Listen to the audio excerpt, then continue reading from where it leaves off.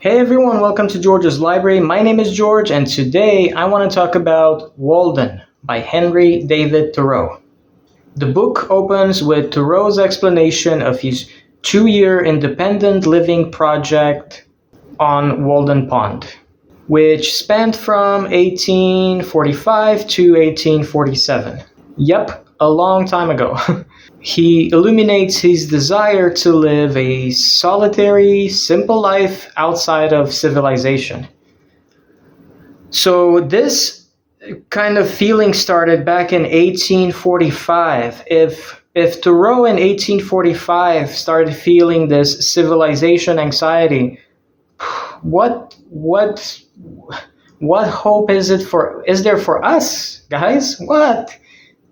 Over the course of these 2 years, Thoreau describes his experiences, including his immersion in nature, the process of growing his own food, and the pleasure he derives from contemplating the beauty of the woods. Nothing happens. Pretty much nothing happens in this book. Do not expect anything action-packed. I think it's clear from the very beginning that this is not supposed to be a very heavy activity-based book. It's nonfiction of its most non-fictitious kind. He also reflects on the most basic elements of human subsistence, which is food, shelter, clothing, and fuel, and takes inventory of the essentials one needs to survive, which is not a lot in his opinion, and probably in most people's. In fact, throughout the book, he describes the ways capitalist systems have created a cycle of dependency for workers. He explains that laborers work hard just to provide their basic need of food and shelter and clothing and fuel, resources that are owned by companies that turn a profit.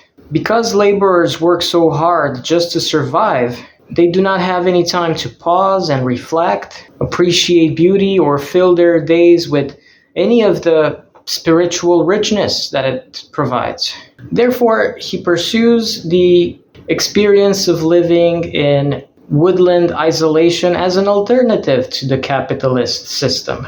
Thoreau moves to an area that is miles away from the nearest post office, where his closest neighbors are the trees, the pond, and the animals rather than the humans. He builds his own cabin to avoid paying rent, and instead of purchasing food, he grows his own vegetables and forages for his own food.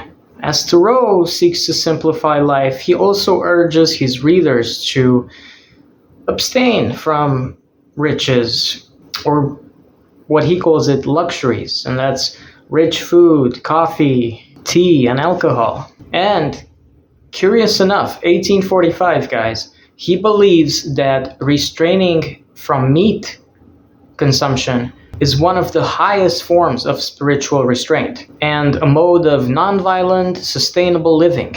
Freed from work and social obligations, he finds the utmost pleasure in contemplating nature and studying books. The simple pleasures of reading and the related processes of self-reevaluation, internal debate, and poetic contemplation should be made available to everyone. In many ways, Walden can be read as Thoreau's call for change, both in human society and in humans as individuals. Ultimately, he finds the most value in contemplating the natural change. He observes signs of positive renewal and regeneration in the changing of seasons. The final chapters of Walden revolve around the coming of spring. He compares this renewal of Walden Pond to the physical and spiritual renewal of mankind. In line with the seasons' change, Thoreau urges his readers to recharge their senses. Okay, everyone, thanks for listening. Hope you stay safe, be kind, and keep on reading. I'll see you guys next time.